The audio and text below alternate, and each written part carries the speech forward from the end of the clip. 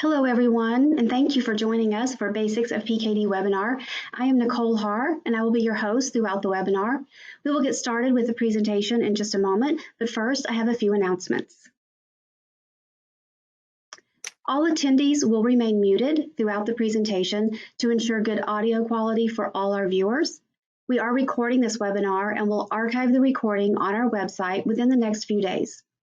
If you have questions during the presentation, please type your questions into the question box located on your control panel on the right side of your screen. We will do our best to address as many questions as possible during the Q&A session immediately following the presentation. Please note we will address questions related to the webinar topic. If you have specific medical questions, please follow up with your healthcare team. Please note that the PKD Foundation does not offer medical advice, and the information shared during this webinar is not intended to be a substitute for consultations with your healthcare professionals. Care and treatment decisions related to your health must be made in consultation with your healthcare team. I am delighted to introduce you to our speaker, Dr. Craig Gordon. Dr. Gordon is an associate professor of medicine at Tufts University School of Medicine and a nephrologist at Tufts Medical Center. He joined the faculty at Tufts in 2018 after 10 years at Boston Medical Center, where he was an associate professor of medicine and served as the training program director for the Nephrology Fellowship. Dr. Gordon serves in a variety of roles at Tufts Medical Center, including evaluating patients in the Center for Polycystic Kidney Disease, potential kidney transplant donors and recipients in the Transplant Center. Dr. Gordon's clinical research interests focus on polycystic kidney disease, HCV in patients with chronic kidney disease, and thrombotic microangiopathy, or TMA, and he has developed a multidisciplinary TMA team at Tufts Medical Center. Additionally, Dr. Gordon also serves as associate editor of the Kidney Magazine, a journal of the National Kidney Foundation. Welcome, Dr. Gordon. We appreciate you for being with us to discuss PKD, and we're going to turn the presentation over to you.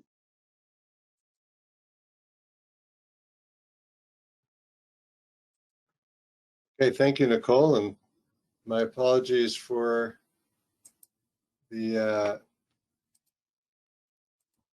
some of the more difficult to pronounce words on that list of things, but my sincere thanks to Elise, Nicole, and the PKD Foundation for the privilege of speaking tonight to all of you. And my goal in the next 40-45 minutes is to give a 30,000-foot overview, perhaps, of the basics of PKD, maybe as a launching point for some of the other talks to come. So just as a disclosure, I don't have any specific financial relationships to disclose related to this content.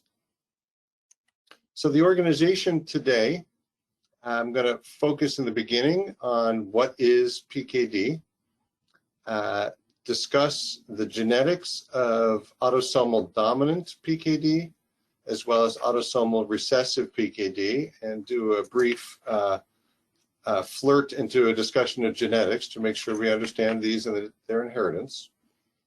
I will describe basic information about PKD, really as a connection to lectures to come, and finally conclude with some symptoms that may be seen with PKD as well as their management. So let's begin with what is PKD. I've tried to, I know physicians tend to use a lot of complex terminology, so I've tried where possible to list medical type terms in red and try to define them a little bit as we go. So polycystic kidney disease, medically to us, poly means a lot. Cystic are fluid-filled sacs. So basically, PKD is the development of many fluid-filled sacs in the kidneys, leading to kidney disease. When I speak about multiple, eventually the number of cysts become too many for anyone to count, and that develops in both kidneys. And these cysts are really fluid-filled sacs that grow in size as well as in number over time. And although all of us, irrespective of PKD, can have a couple cysts in our kidneys normally as we advance in age, here we're talking about hundreds to thousands of cysts. So it's a very different condition than someone with just a few cysts. Importantly, as these cysts increase both in size and number, our kidneys grow in size, and kidneys normally are around the size of a fist and can grow to many times that over time. As a result of the cysts growing and compressing a normal kidney tissue, as well as other mechanisms, there's generally a decline in kidney function. And this is important because, as many of you may know, the kidneys are responsible, they're the organ that's the cleaning service for the body and responsible for eliminating fluids, sodium, and many other substances from the body, and are very tightly regulated in the ability to remove these things. So as you might imagine, as kidney function declines, the kidneys get less good at removing these substances, and this results in problems. So earlier in the course of PKD, people can develop hypertension or high blood pressure, as well as kidney stones and blood in the urine. But over time, there's a decline in the level of kidney function, and this may result eventually in kidney failure. And among those with ADPKD, this occurs either in middle age or in somewhat older ages, depending a bit on the genetics. So that leads me to a consideration of the genetics of ADPKD as well as ARPKD. And I'll go over what all these terms mean specifically. So it's important to recognize that PKD typically runs in families. It's usually a genetic disease that's inherited. That's not always the case. There can be people who have new mutations, or people who the family history is really not apparent for one reason or another. And so generally someone will know about a family history, but this is not always the case. There's three main classes of PKD. The first two are under the label Autosomal Dominant Pkd, and the third is Autosomal Recessive. So I'll begin by discussing Autosomal Dominant Pkd, which is a fairly common genetic disease. In fact, it's one of the most common genetic diseases we see in medicine. And it occurs in about, estimated between every 1 in 400 or 1 in 1,000 individuals.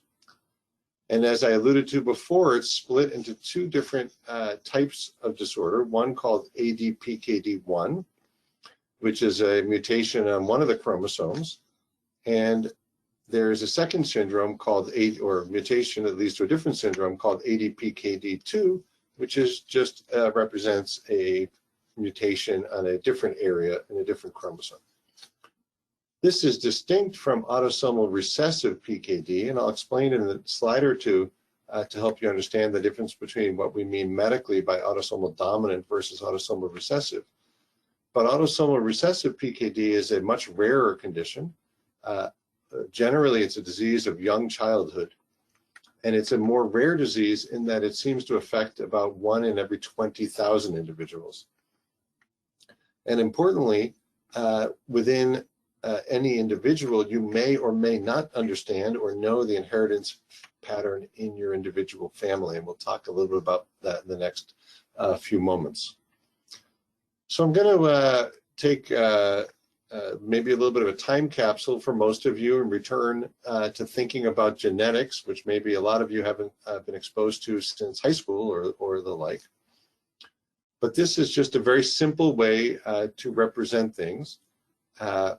And you can see here in white is a man who's affected by a condition. And in this example here is an autosomal dominant condition. And let's use, for instance here, Autosomal Dominant Pkd.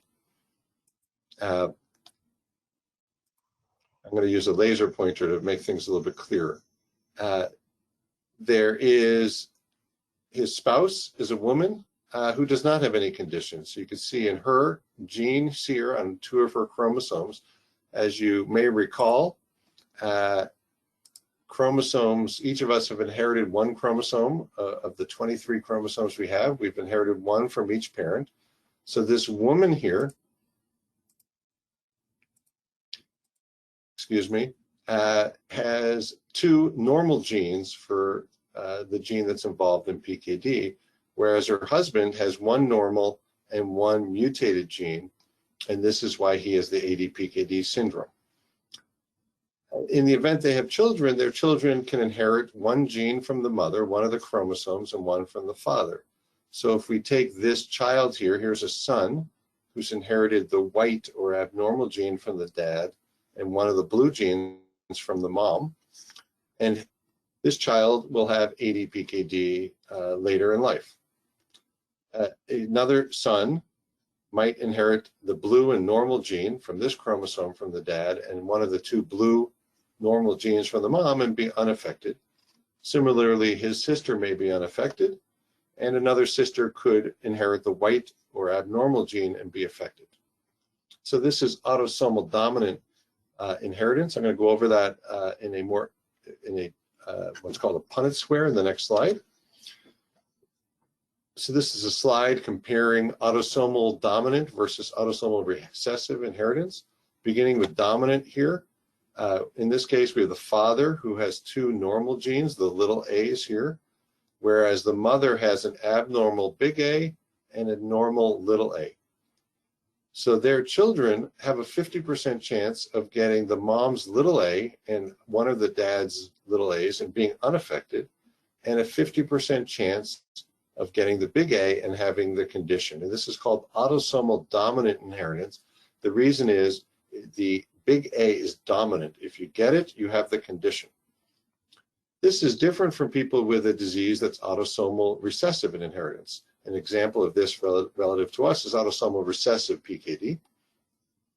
In this case, both parents have an abnormal in capital gene and a normal in lowercase gene, but neither have any condition. They have no symptoms, they're unaware of having any of these genes, and their children can inherit, as long as they inherit a little a, they're unaffected. So you can see 3 of the 4 children, so 75% chance that children will be unaffected, and about a 25% chance that one of their children will be affected.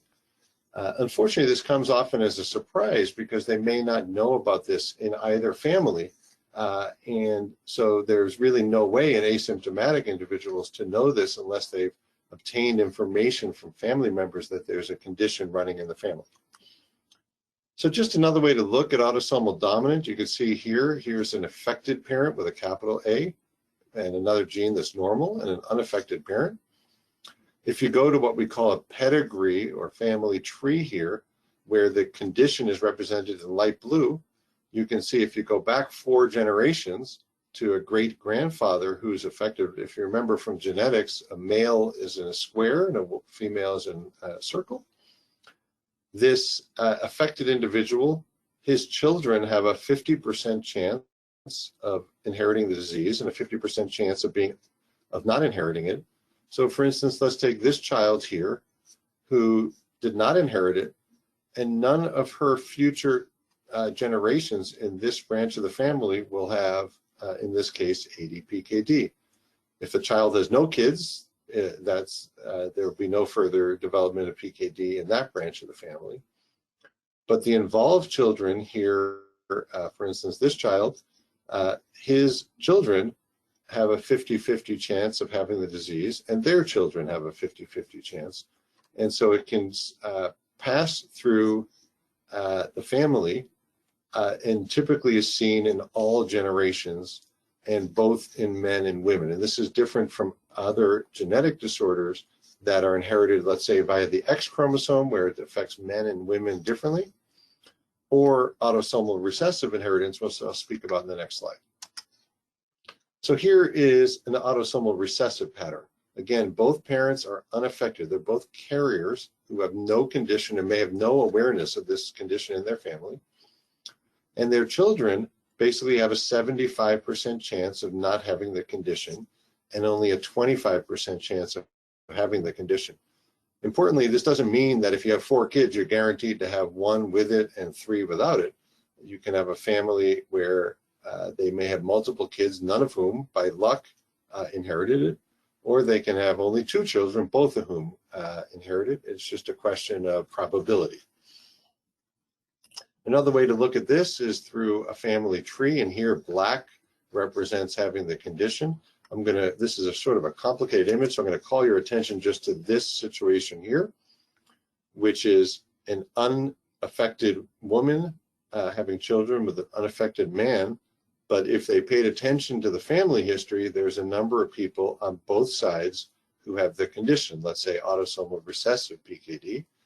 And among these family, of their 3 children, it turns out 1 is affected. And again, there's a 25% chance for each child. So it's a very different pattern of inheritance than what's seen in ADPKD, where it tends to be a pattern that sort of goes through the generations. So I'm going to shift now to talk purely about ADPKD for the duration of the talk. So again, as I alluded to earlier, there's 2 forms of this. There's ADPKD1 and ADPKD2. ADPKD1 is the more common of the 2, and this is in part related to it being a more severe disease. But that's not the total story. It seems to be more common than the other one. The average age of people running into decline in kidney function to where they need either kidney transplantation or dialysis is in the mid-50s. This is different from people with PKD2, which is, in addition to being less common, is also less severe. And the average age of requiring transplant or dialysis is about 2 decades later at around 75 years of age. And I think because of this later onset of involvement, it's occasionally not diagnosed in the family, right? Because if you imagine in preceding generations, people may pass away of other illnesses such as cancer or heart attack or the like prior to anyone knowing that they had this condition. And so occasionally there's not a family history only because we didn't know to look for it. And when we diagnose someone with ADPKD and we start to look back, we can find this pattern in the family members if we look more carefully.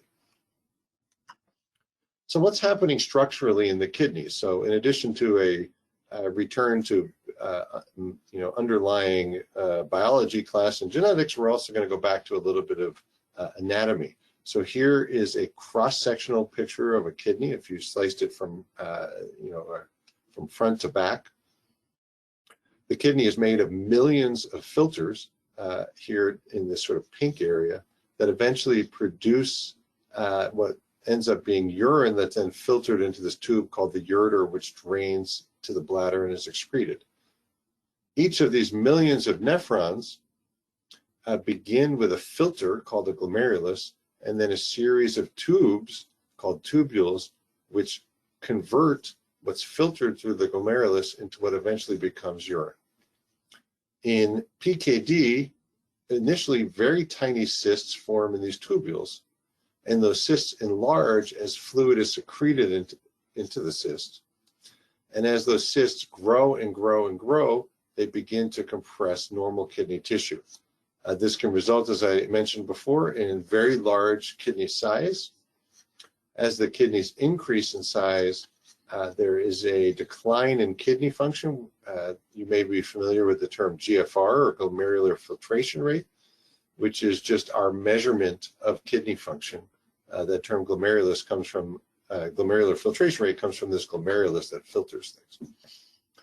The decline in GFR is faster in people with PKD1 than PKD2, and this occurs because cysts tend to grow a little bit more slowly, as well as being lower in number in PKD2. So an important question that I often face in the clinic is, am I at risk of faster than average kidney function decline given that I have PKD? So the risk factors for your kidney function declining, this is seen, as I mentioned, more frequently in PKD1 than 2. Tends to be faster decline in men than women. Importantly, this is modifiable. You can't change your genetic mutation. You can't easily change this risk of being a man versus a woman. But blood pressure you can do something about. And it turns out high blood pressure, particularly high blood pressure early in life, tends to be a predictor of faster decline in kidney function. And the converse of this is also true, that the better you control your blood pressure, the slower the decline in kidney function and GFR over time. Another factor that's important to consider is episodes of blood in the urine or kidney cyst infection or kidney stones tend to predict faster decline in kidney function. So we want to try to minimize these to the extent possible. And then perhaps the most important of these factors is large kidney size. And I'm going to spend a lot of time talking about this over the next few slides, and you're going to hear a lot more about this in the future, because this is the earliest marker of someone at risk of progression, and that tells us when we want to try to do something about that. Okay, so we're going to come back to that in a couple slides. So the other question I face a lot in the clinic is, what can I do personally? What can I do about my personal risk of progression? So I think there's a few things to consider. The first is good control of blood pressure, okay? I'm not going to specify the numbers here, but basically there's differing blood pressure controls based on an individual's age and GFR or kidney function. And you want your nephrologist to be aware of how low we should be targeting a blood pressure. Related to blood pressure, but also important for other reasons, is decreasing the amount of dietary sodium in your diet to about 2 to 3 grams per day. This is important both for blood pressure control and also to lessen the amount of dietary solute, which tends to cause cysts to grow faster. The other way to lower dietary solute is to avoid excessive dietary protein intake. And the recommended amount is about 0.8 to 1 gram per kilo of body weight. Now we're starting to talk in units that we're not that familiar with. So just to simplify this, if you had a 100 kilogram person, which is about 220 pounds, that person should be eating around 80 to 100 grams of dietary protein per day. Now this is probably, I mean, if you're me, I have no idea how much protein or salt I eat in my diet. So I think one thing to consider is, if you're not sure of this, you might want to see a dietitian or nutritionist to get some advice about how much of this you're actually taking in your diet. More easily for someone to self-regulate is the amount of water intake. And it's recommended to increase this to at least 2 to 3 liters per day, because for reasons we'll discuss a little bit later about the medication tolvaptan, increased water intake tends to reduce the rate at which fluid is secreted into cysts and cysts grow. These are things you could do sort of to some degree on your own. What you want to ask your nephrologist to do, and I'd recommend anyone with a diagnosis of PKD have a nephrologist who takes care of them, and ideally someone who has some expertise in PKD. Your nephrologist should be comfortable knowing how to, and that they should assess kidney size, and that this should be done ideally before the GFR has declined. So you don't want to wait until there's a decline in kidney function before you assess if you're at risk for decline. And this is particularly true in people who either their family is known to have PKD1 mutations, or that they know they have a PKD1 mutation, or even if you don't know your mutation in your family, but you know that people have ended up requiring dialysis or transplant at the earlier age group. These are the people who we're worried about and want to do something about earlier. How do we assess kidney size? An ultrasound is a kind of a blunt tool to do this, and is probably only going to pick up things late in the game. So we really want your doctor to order either an MRI or CT scan. And this will allow either the radiologist or your doctor to estimate what's called total kidney volume. And that's something that's used to determine if a patient is an appropriate candidate for tolvaptan. Tolvaptan, as I'm sure many of you know, is the only currently FDA-approved treatment for ADPKD, with other treatments potentially coming down the pike, which also may require us to know total kidney volume to make a decision. So importantly, you do want to make sure you've had this measurement done to know your long-term risk.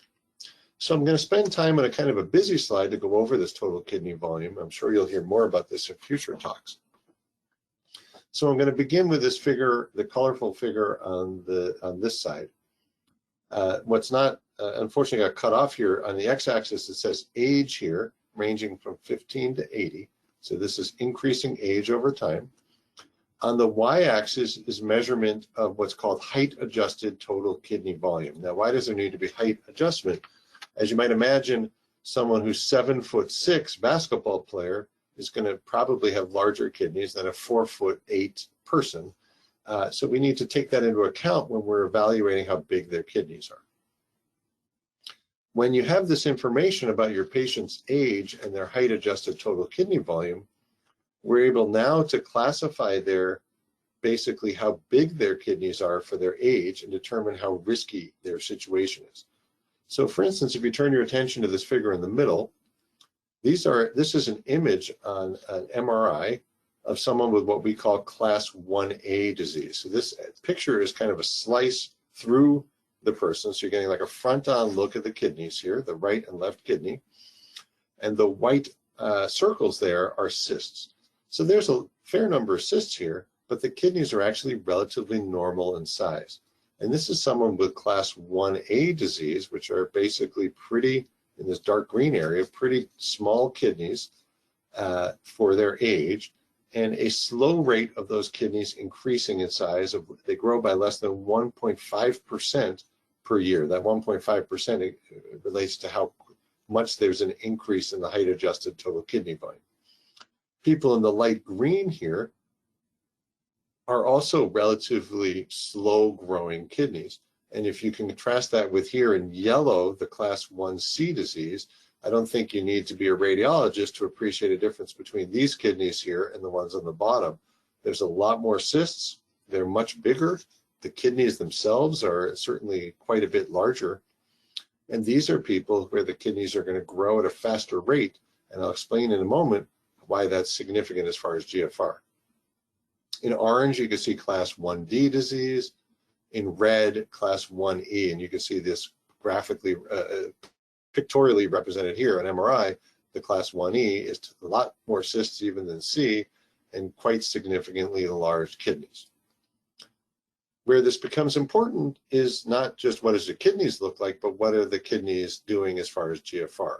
So represented here in this image is time on the x-axis, and this is time from the MRI. So in years, 0, 2 through 20 years after the MRI. And here is a measurement of kidney function. So normal GFR is on the high side, close to 90 or 100. The GFR where people start to run into trouble and may be at risk of needing a transplant or dialysis is more on the lower end, somewhere around 10, let's say. Those people with class 1 and class 1A and class 1B disease tend to have fairly slow declines in kidney function. So over 20 years, if they started at 75 or 80, they might have a GFR 20 years later of 60.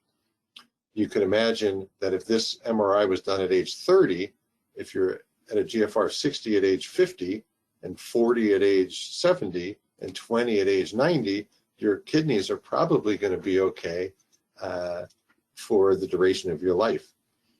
And you're probably not going to need dialysis or transplant. That may or may not be quite as true for people with 1B, but certainly the people with the yellow, orange, and red, where they're progressing relatively fast compared to the others, those are people that within a reasonable amount of time could progress to the point of needing dialysis or transplant. And this is circled because these are the people who benefit from tolvaptan. The ones with these 1A and 1B disease, probably there's not as much benefit and potential risk that outweighs the benefit of tolvaptan, where the side effects and any risk associated with it is probably not in their best interest. I will point out that some of these people we initially think are class 1B, if you repeat studies, you might find later they're maybe more like a 1C, and that they would be a candidate for tolvaptan. My guess is in the future, other types of treatments we might consider, if other things come down the pike, might also take into account the same type of size-based classification to determine if someone would qualify for treatment. So with that said, let me just represent this a different way. Some people like to think as far as flow sheets. So if you have cysts and someone confirms this is ADPKD, I'm going to ignore the side where you have like only cysts in one of the two kidneys, or it's sort of strange looking cyst. But in people with what we would call typical ADPKD, those are where there's lots of cysts in both kidneys. Medically, bilaterally means both kidneys. In those patients, we should be measuring total kidney volume by either CT or MRI. And this should be done again before decline in kidney function occurs. If they're Mayo Class 1A or 1B, we then shift our goals towards managing the things I spoke about a few slides ago, controlling the blood pressure, avoiding too much salt or protein in the diet, increasing hydration, etc.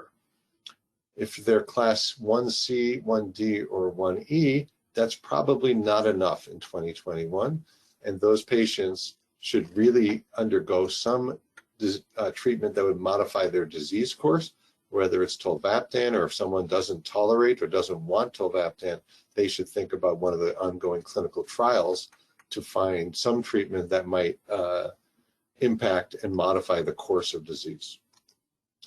So I'm going to shift in the last few moments to talking about symptoms associated with PKD. So I'm sure many of those in the audience are familiar with the development of abdominal pain, as well as flank pain. For those of you who are wondering what the flank is sort of lower back or side pain. When we're looking at pain, we're sort of curious if pain is chronic or acute. So chronic type pain are present much of the time, and a lot of people with PKD unfortunately do have sort of chronic pain, but that pain pattern is sort of consistent from day to day. And that's distinct from acute pain, which is people reporting a new and different type of pain. I emphasize this because that's important for your physicians to know about. So if you're talking to your doctor and you say, I have a new pain that I never had before, we're going to think differently about what might be going on with you. Whereas something that's sort of the usual type of pain, we're going to try to help you with that, but it's going to be a different thought process. People may experience blood in the urine, what we medically call hematuria.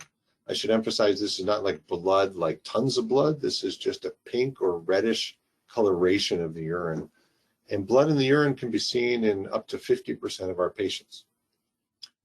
When you turn back to pain, pain can be from a lot of different causes. Kidneys that enlarge over time and the cysts enlarge over time can lead to sort of a more progressive type pain. But entities such as kidney stones, the rupture of cysts, even infections of stones can be more new pain. And importantly, it's really tricky to distinguish between these. And I don't think often our patients can figure it out. I think often many physicians, including those with lots of experience, but not necessarily in PKD, might have a hard time distinguishing these. And you really want to see a specialist in PKD to help you understand what's going on. So what should one do if you develop these symptoms? Well, bleeding in the urine generally is linked to strenuous activity. So you might, in fact, a lot of people, the initial diagnosis of PKD is after playing a sport or falling off a bicycle as a kid or something like that. Later in life, we have patients who will report if I run too fast on the treadmill, I'll get blood in the urine, or if I'm trying too vigorous activities, I'll notice that my urine changes color. Treatment of this bleeding in the urine is generally just taking it easy, maybe as much as bed rest, or if not quite bed rest, at least just slowing down a bit and resting, in upping the intake of fluid. This can be associated with pain, but you can also have pain in the abdomen or flank without bleeding in the urine. If you do have pain, whether it's chronic or acute, our preference strongly is to treat it with acetaminophen or Tylenol, which is much safer for you with kidney disease than medications called NSAIDs or non-steroidal anti-inflammatories, and these are agents like ibuprofen. So if you remember, for pain, we really want you to take acetaminophen. If the pain is severe enough, it may require procedures for drainage to relieve pain, and there's a number of other procedures that might be available to you in medical centers with expertise in PKD. If you develop a cyst infection, you really want to let your nephrologist know about this. Your nephrologist, especially if it's someone who thinks a lot about PKD, will be more familiar with which antibiotics penetrate into the cysts and which don't. A lot of my patients will end up seeing doctors in the emergency room or other places who might pick the wrong antibiotic or pick too short of a course of antibiotics, just from a lack of familiarity with PKD. And so we ask our patients if they're seeing someone about this, please let us know and we'll advise about the treatment course. If your infection is bad enough, you may require hospitalization for IV fluids or antibiotics, and sometimes for drainage procedures. Kidney stones occasionally, actually often will pass on their own with just increased intake of fluids, but occasionally can require the intervention of urological surgeons either to break up or surgically remove stones. So in the last few slides, I'll talk about a few other symptoms. Liver cysts is of more significance in the women in our audience than men. This is because of the hormone estrogen, which is more at much higher levels in women. And estrogen tends to lead to increased development and increased size, both in number as well as size of liver cysts. So importantly for young women, it's really worth thinking about either avoiding or changing oral contraceptives or birth control pills to avoid this complication later in life. The significance of liver cysts is they can lead to a very significant fullness in the abdomen as well as pain. They may require pain medication. They may, similar to kidney cysts, require drainage procedures. Similar to kidney cysts, they can become infected and require antibiotics. And in the most severe cases, they might require even surgery. So shifting from liver cysts, the other major complication I want to talk about is intracranial aneurysms. This is a fancy word for bulging blood vessels in the brain, which sounds like a pretty worrisome thing, and thankfully is relatively rare, affecting only about 3 to 7% of people with ADPKD, although it's something we really worry about a lot. We worry about it because if the aneurysm gets large enough, there's a risk of rupture, and rupture could lead to a life-threatening bleed in the brain, which is really one of the major emergencies we face in PKD patients. The symptoms of this is usually a new, severe, sudden onset of headache. We try to get ahead of the game with this by screening for MRI in the patients at risk of this. It's not all comers, but those at risk are people with a known family member with an aneurysm. Usually this is a family member who's either a parent or sibling or like sort of closely related individual. Similarly, a family member with a history of bleeding in the brain, even if you don't know it's from an aneurysm, we assume it is in the context of PKD. This is probably not really screening, but we should certainly do an MRI looking for this with someone with a new severe headache. And then we don't necessarily require doing this screening in all comers with PKD, although many of my patients do feel that they prefer to be imaged for the reassurance. But one group, in addition to the first three, are people in high-risk occupations. And this is high risk either to others or to themselves. So the classic example is an airline pilot. So you wouldn't want a bleed in the brain in flight on a commercial airline and when the pilot has PKD. Other examples where it would be really dangerous to the person and maybe not others, so a patient who, does window washing or is a line worker, whether they work at very high heights or like a roofer, where a bleed in the brain could be much more life-threatening just from the fall if they lost consciousness. Shifting to less severe symptoms, people can develop hernias in the abdominal wall, and a lot of our patients do have either inguinal or abdominal wall hernia repairs in their history. Heart valve problems can occur with the mitral valve of the heart, although that's thankfully generally doesn't cause major cardiac issues.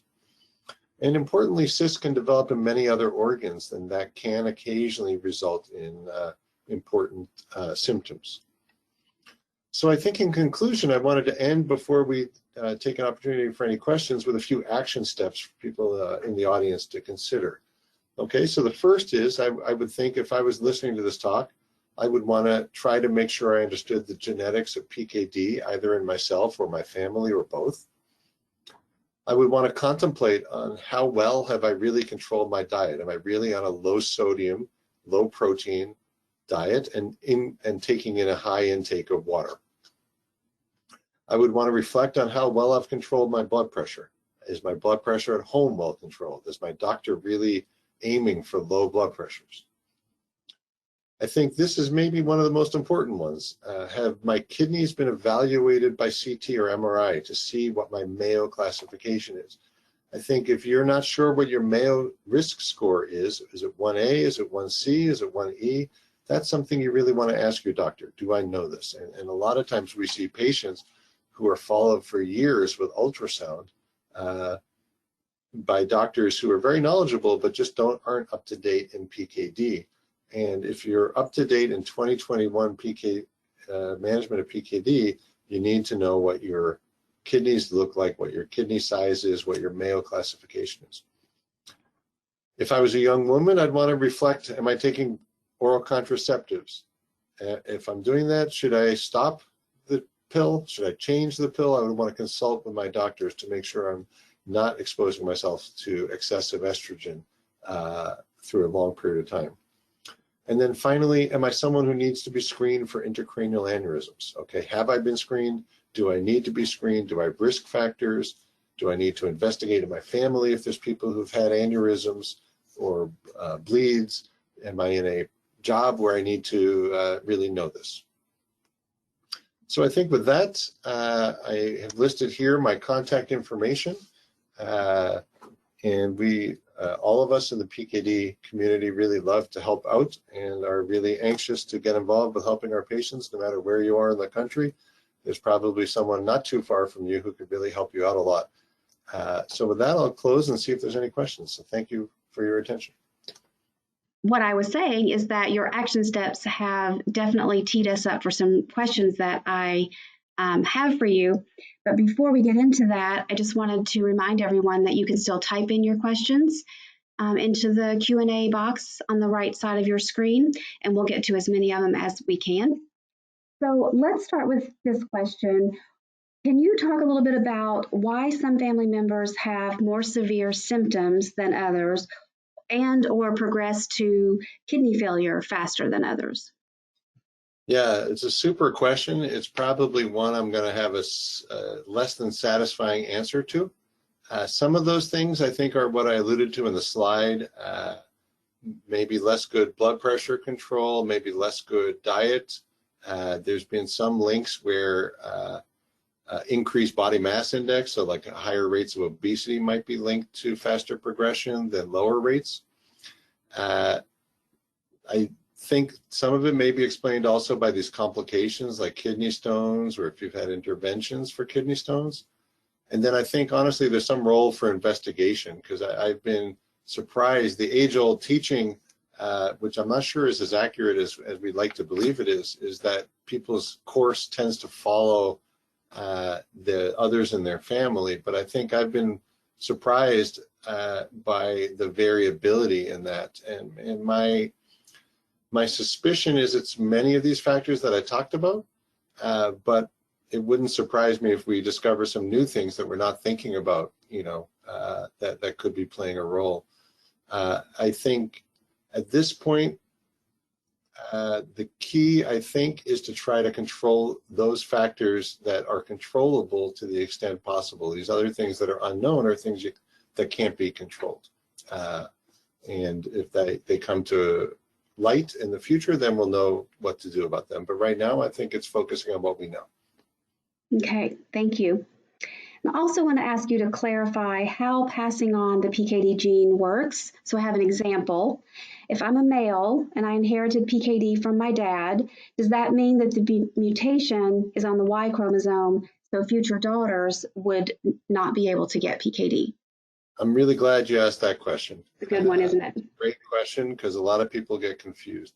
So PKD gene is not on the X chromosome.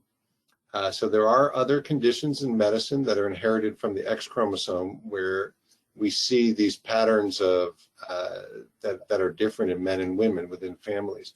PKD is inherited on a chromosome that has nothing to do with the X chromosome, and therefore any inheritance patterns between men and women are just coincidence, because it's always a 50% chance. So one's daughters would not be at any lesser risk than one's sons. I think it's the same risk for all. Okay, thank you. That was a very good question. We'll stick with genetics for just a second. This one's about genetic testing. Can you have a negative genetic test and still have PKD? Absolutely. Another great question. We've identified a lot of the genetic tests involved, the genetic abnormalities involved. We are learning as we go about genetic testing, but I think it's very important to be very careful with genetic testing because it depends where it's done. So there are labs who are looking for new mutations, and those labs might, and these are usually research labs more than commercial labs, and so those places might uncover something new. But I think there's a lot of companies now offering genetic testing for not super high expense, but the risk there, just to be aware of, is some of those places you might get a negative result and it doesn't mean anything. It doesn't mean you don't have PKD. It just means you have something that they're not aware of as a mutation. Some of the well-known research labs that are looking at this are frequently discovering new mutations, even outside of this PKD1 and PKD2 genes, and I suspect we'll continue to grow our knowledge there. So that's a very important question, is that if a testing is done, it's negative, it doesn't reassure me, especially if we know you have the cysts on ultrasound. Okay. Or other imaging. Okay, good point, thank you. Or switch gears a little bit. Should pediatric patients with ARPKD also have MRI or CTs of their kidneys? That's another really good question. I don't know if that's absolutely required, with the caveat that I don't see much in the way of pediatric cases. I think by the time they have come to medical attention, there's often enough cysts, and you shouldn't have cysts young in age, that you can detect on ultrasound. And I think we generally try to avoid those more, we don't want to expose them to radiation and CT. They often don't tolerate those types of tests at a young age. So I think if you're seeing a number of cysts in a pediatric patient, that's to me indicative of ARPKD and doesn't require those other forms of testing. So another great question. Okay, thank you. How likely are you to need a liver transplant if you have ADPKD? Very unlikely. The only people, I didn't specify this in the slide about the liver cysts. You shouldn't end up with liver failure. So even if you have a liver that's loaded with cysts, that doesn't result in liver failure. So you don't need like a liver transplant the way like someone with a failing liver from viral hepatitis or some other condition might have. Where liver transplantation might have a role is in individuals with very, very, very significant burden of liver cysts, where that is one mechanism we have surgically to relieve that burden, to reduce their pain and abdominal fullness. So it's not done for liver function, it's done for comfort. Okay, thank you. You can continue to type in your questions. I have one more that I'm going to ask right now, but if we get some more, we'll certainly continue the Q&A for a little bit. What labs should PKD patients expect to have, and how often? That's another excellent question. The most important thing early on is assessment of kidney function. So that's labs called a BUN and creatinine. That creatinine is used to determine what's called estimated GFR. Those lab tests often come in conjunction with other tests of various electrolytes like potassium and sodium, among others. Those early in the course of PKD should be normal. If you're talking early in the course, there shouldn't be much. Actually, the imaging is far more important than the labs, the imaging and the blood pressure. Mm-hmm. Later in the course, when the kidney function has declined, then the testing gets a little bit more complicated. But interestingly, at least in my experience, PKD patients tend to have fewer of the complications that we see in other causes of kidney disease, or at least they have those complications much later. So late in the course, you would look for things like anemia and other conditions, but that's relatively late, actually, as far as quite significant declines in GFR. The other testing that you will undergo is at some point would be testing for transplant candidacy. A lot of our patients come in relatively early for that. That early is a GFR in the 20s. And what they're really trying to do there is have eligibility for what's called preemptive transplantation, which means undergoing kidney transplant before ever requiring dialysis. This is, I mean, this seems to be more common as a option in people with PKD because they sort of have a little bit more awareness of what's coming. They tend to have, generally, I'm sure most of you on this call have a lot fewer comorbidities than a lot of our other patients with diabetes and vascular disease, et cetera. So people with ADPKD tend to be pretty good candidates for transplantation because their only real problem is this disease. So later in the course of kidney disease, you'll probably go under a lot more testing to be assessed for your transplant candidacy. When we treat you with tolvaptan, I suppose I should emphasize that it's required by the FDA to measure liver tests monthly, initially while you're on tolvaptan, a little bit less frequently thereafter. So there is a bit of a blood draw burden later related to that. Some of our patients, that's an unacceptable burden. Some, it's not a big deal at all. Yeah, okay. Here's another good question. Which is more important to watch, eGFR or kidney size and cyst quantity? It's a really great question. Both are important. I would say the one to really watch is the assessment of the Mayo classification. So this is the cyst volume, the total kidney volume. In reality, I'm not sure it has to be measured sequentially over time, because once you have a classification, you have a classification. I mean, especially if it's one of the extremes, so if it's 1D or E, or if it's 1A, it's probably unlikely that you're going to end up switching to be either someone who doesn't or does, you know, it's unlikely to be a 1E and then later we realize we shouldn't have considered you that fast a progressor. And the same is true on the other end.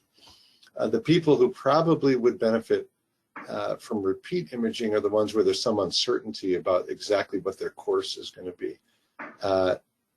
This is not to say that measuring GFR is not important, but I think we want to have a game plan ideally before the GFR started to decline, and we want a treatment course underway early on. That requires all of you being aware of this, and also your nephrologist thinking this way, and that's a paradigm shift that we have to go through as a specialty, because I think a lot of people who don't live and breathe PKD care all the time don't think this way yet, and we're sort of going through the process of educating them, and I know the PKD Foundation is as well, of course. Yes, thank you. I appreciate that. I think that's very important information. Here's a good question. At what age would you recommend testing your children to see if they have PKD? Oh, that's a loaded one, isn't it? That gets into a lot of issues. Okay, I'm not going to have a simple answer for it. Yeah. There's a few things to consider. One is, are they at an age where they're going to be able to, well, first, are they at an age where we could do something about it? Okay, so is there a treatment that we can offer them? Okay, so that would generally be people over the age of 18 now. The second is sort of, as probably any of you who have kids know, like, what is their emotional readiness for treatment? We've learned in other conditions, type 1 diabetes, that if you treat early, which you have to in type 1 diabetes, there's a point where the kids sort of lose, it becomes hard for them to remain, under medical care at a certain age, and they sort of burn out a little bit. So I would worry about that a little bit with identifying things too early in PKD, and we might not necessarily offer a benefit. The other issue to consider is there a chance you're going to falsely be reassured? So if you do imaging too early in life, you might see no cysts, feel really good about it, and then turns out you're wrong later on. So the general ages at which we start thinking that at least ultrasound is pretty good. It's more close to the age of 30, depending on what you know about the family history and the genetics. MRI or CT might be a little bit better at picking things up earlier. Genetic testing sometimes can be done. And then I suppose the other thing to think about, and I may be missing one or two things just as I was kind of rambling, but the other thing to think about is sort of the insurance and life insurance implications. It's not a small point, you know, to at a young age be labeled with a condition that might have implications on life insurance is another thing that really has to be considered. So there's a lot of factors really to consider in this, which is, unfortunately, don't have like a very straightforward answer. I think it's really individualized. Yeah, I agree. We get this question sometimes, and there are a lot of things to consider, and it is very personal. A couple of questions post-transplant that I want to ask. Do your kidneys continue to grow after you've had a kidney transplant? Another super question. They generally don't. In fact, they often decrease in size after transplant. These are the kidneys I'm referring to. I'll talk about the liver in a moment. Okay. If they don't decrease in size, they very unlikely increase in size. Some patients after transplant, especially if they don't have a lot of function from those kidneys, do elect to undergo surgery to remove the kidneys. We don't usually do that at the time of transplant, but it might be done afterwards. That could be done for if it's really causing a lot of symptoms, or if you're concerned about any risk of a cyst, you know, running into trouble with a conversion of a cyst that's like a more like malignant concerning cyst. So we don't do it routinely, but some of our patients do take that course. Liver cysts, especially when they're pretty significant prior to transplant, can continue to grow. That's a difference from the kidneys. And we do have some, in fact, most of our patients who have required more invasive procedures and surgeries for liver cysts, in my experience, almost all of them have been following transplant. I think that's just a reflection of the duration of time they've had for cysts to grow. Okay, thank you. And I do want to squeeze this one into, I know we're getting close to time, but another post-transplant question. Why doesn't the kidney, the new kidney, end up getting cysts? So these are really great questions. It doesn't because it's a kidney that doesn't have the gene. So the gene is expressed in tissues.